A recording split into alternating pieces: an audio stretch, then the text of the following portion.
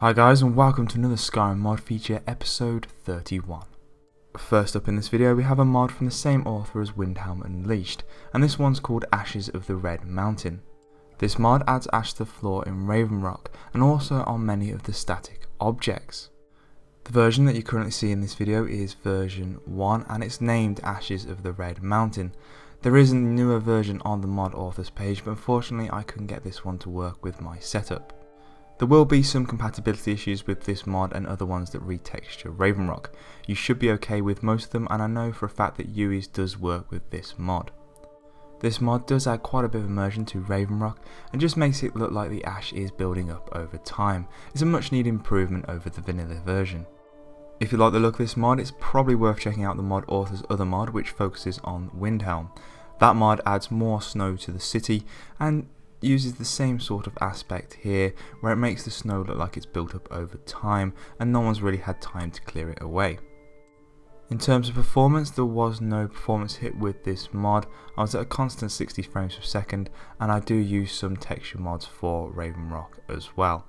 So as you can see, it's definitely worth trying out for yourself and see if it's something for your setup.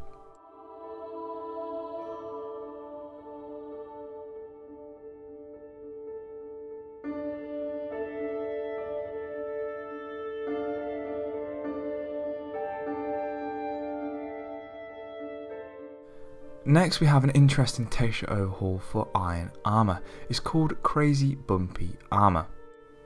The armors are developed using a tool called Crazy Bump, and the result is quite promising. It really does make the Aiyen armor look quite rustic and dented at the same time. For the moment this mod only covers the Aiyen armor and both Aiyen shields. However, I have seen on the mod author's page that the next update could include steel armors, and there is a sneak peek on the comment section and also on the images section of the mod author's page. I'm really interested to see how this mod develops. I really like the effect it gives on the armors and especially on the banded Aiyen shield. I think it really could be a nice effect to have on some of the armors in Skyrim. So when the steel armors get released on the mod author's page, I will be checking those out and probably making a video for those as well. So do check back on the channel if you're interested in the development of this armor. And if you do like the look of the armor, please do head over to the mod author's page to check it out there, and obviously give encouragement and ideas on how the mod could develop further.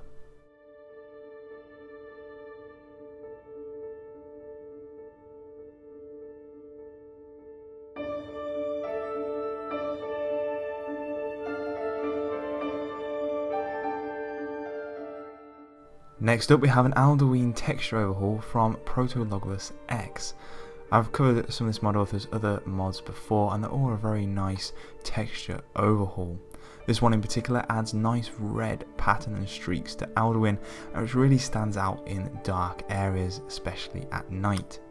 One of the great things about this mod is it's very simple in design. It's not too over dramatic, but adds a really nice effect and does demonize Alduin quite nicely. There's also a brilliant red effect that comes out of Alduin's mouth when he opens his jaw. So if you're looking for a texture overhaul to separate Alduin from the other dragons and really make him stand out, I would definitely recommend trying this one.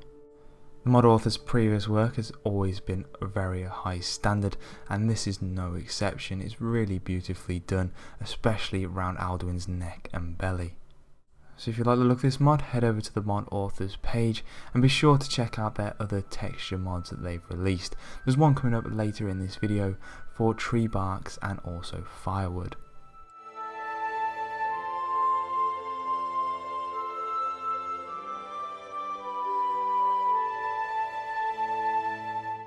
Next we have quite an interesting player home in the form of a Dwerm Observatory, and it's been added to the outskirts of Whiterun just next to the small waterfall.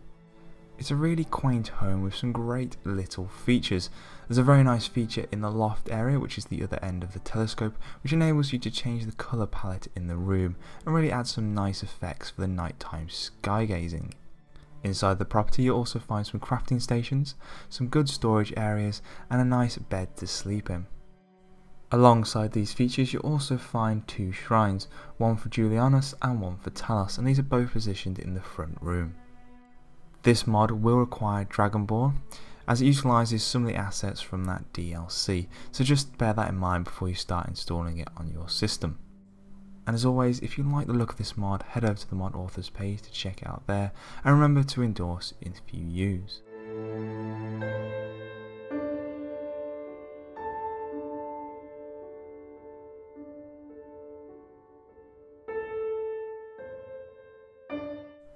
And last up, we have the texture overhaul for Firewood and Tree Bark.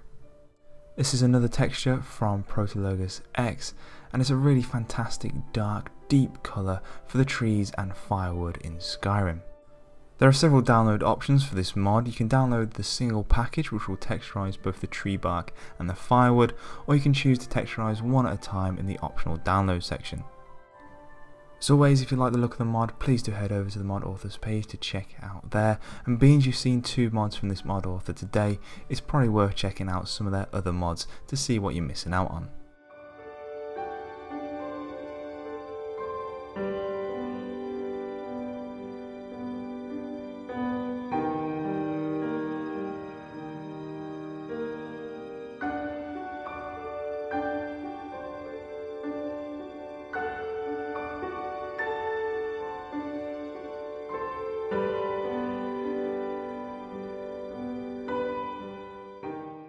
So that brings me to the end of episode 30. I hope you've liked the mods that I've shown in this video.